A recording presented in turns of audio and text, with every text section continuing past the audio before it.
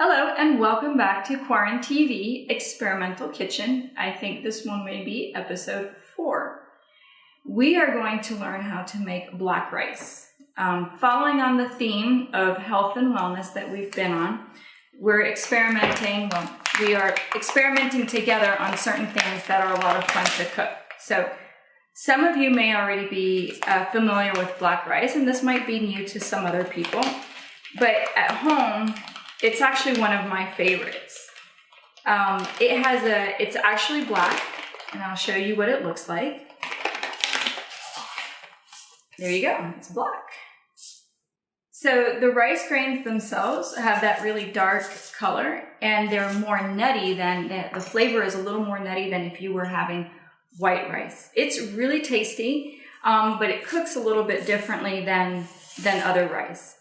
I recently had black rice that was flavored with goji berries, and I thought that was delicious. And so I thought, why not make that here with you in our experimental kitchen? So that's what we're going to do today.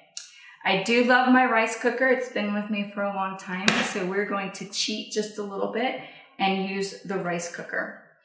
This one makes just the perfect amount of rice for 3 people that we have in our house. And so we're going to rely on that for our experimental kitchen recipe today. So a little bit of olive oil, always on the bottom of the cooking device that we're going to use, just to keep the stuff from sticking.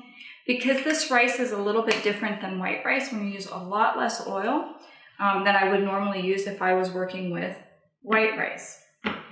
So we're going to make 2 of these little cups, which will come out approximately to about 2 cooked cups of rice.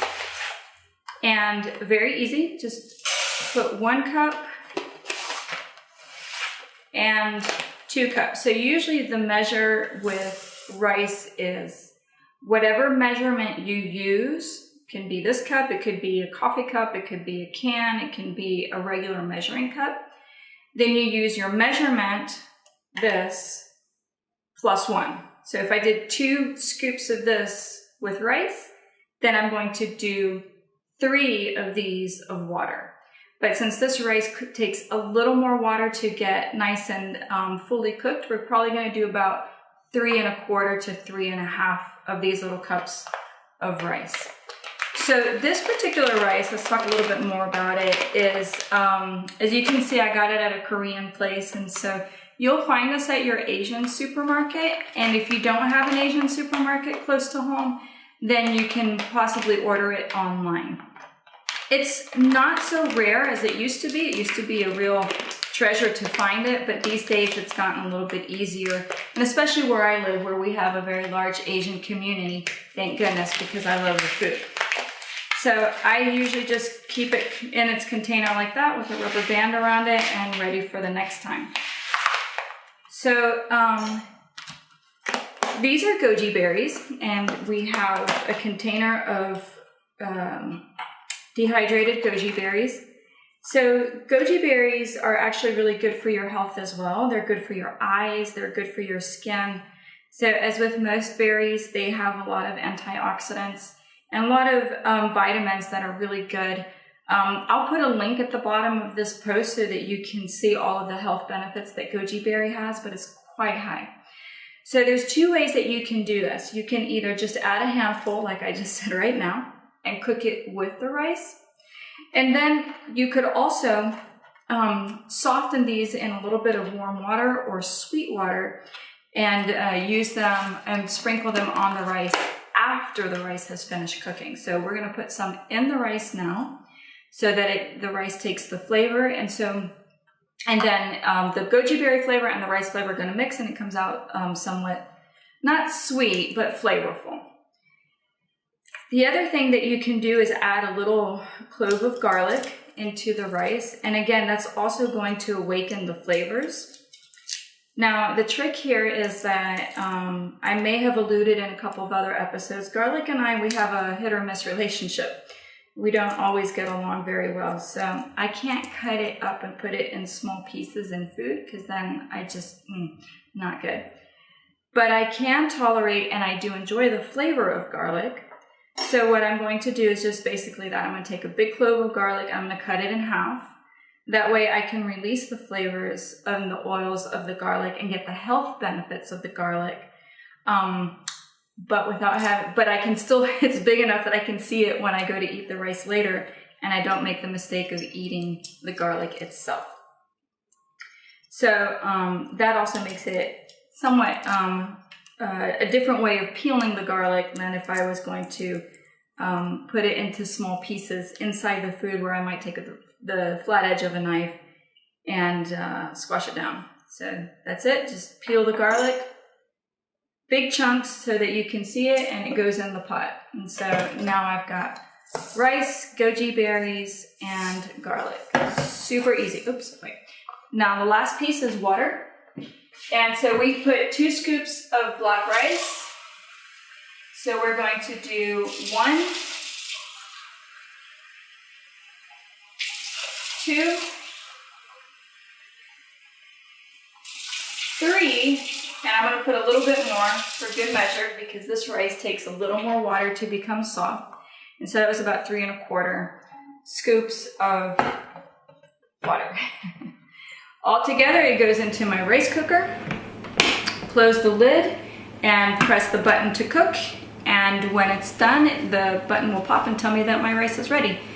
And so that's how you make black rice. You can do this on the stove as well without the rice cooker if you want. You can also get creative and add a couple of other ingredients. Some of the things that I've seen people use are vegetables, which sounds really interesting. It's also flavorful depending on what's in season. Or you could get more creative and dig a little bit deeper into Chinese herbology and add some red dates, or you could add some ginger pieces, small little fragrant roots or berries to just highlight the nutty flavor of the black rice. I hope you enjoy it. See you soon. Hi, okay, so our rice looks like it's ready now. You left the spoon on top here, I already checked it. I cheated just a little bit before we came back on camera. So this is our black rice in the rice cooker, and let's see what has happened. So I'm not gonna pick that up, that's very hot right now. But I will put it in this bowl for you to take a look, and so you can see that the rice is cooked. It is fluffier than it was before, but it, like I said before, because of the texture of it, it's not going to have that big plump rice look like you usually get with white rice. So let me use the white paddle again so you can see. That's a goji berry right there that just kind of popped into the rice, so it has released its flavor. So you won't be able to see them very well. So if you look in here, you can't really see because the rice actually releases a lot of dark coloring. But I think I see one of the pieces of garlic. That you can see. And you can see how much black color is released by the rice, so it's changed the color of the garlic. So I'll just leave that in there so it can continue to provide some extra fragrance for the rice. And the rice itself, you'll see, you can eat it like this. It is fully cooked. You'll see that it has a little bit of ability that it kind of falls apart. Or you can let it sit in the steam for a lot more time, and it will get a little bit more plump like white rice does when it gets very puffy in the middle, but it won't be ever completely soft. So it will have a little bit of a chewy texture to it, as well as that nutty flavor. So let's go ahead and taste it and see what happened. Oh, that's good. So I don't know how to describe it. It's got this earthy flavor to it. It's a little bit chewy, and it does taste a little bit nutty, but you still have like that little bit of sweetness from the goji berry, which is really good. I'll take another bite. So we'll put the lid back on so it can keep cooking. And I didn't do it, but if you want to, like I said before, you can soak these goji berries in water in hot water, and then put them on top of the rice when you're finished. Or if you're lucky enough to find some fresh goji berries, then you can put fresh goji berries on top as well. I hope that you can order goji berries online, or you can buy them at your health food store. So there's a variety of different options. One thing about the goji berries, I will say, where you source them from kind of matters. They are native to a region called Ningxia in China. But I don't buy a lot of produce or fresh things from China just due to questions about purity and the supply chain. So if you can find an organic or a source that's grown here in the United States, I would recommend choosing that first. And there are plenty of them out there online on the internet, so just feel free to look around. Otherwise, just whatever you find in your local health food store might be okay. Don't make it too complicated. The important part is that you begin to add these healthy foods into your diet little by little, and they become a daily practice. Again, thank you so much for watching, and I'll see you soon.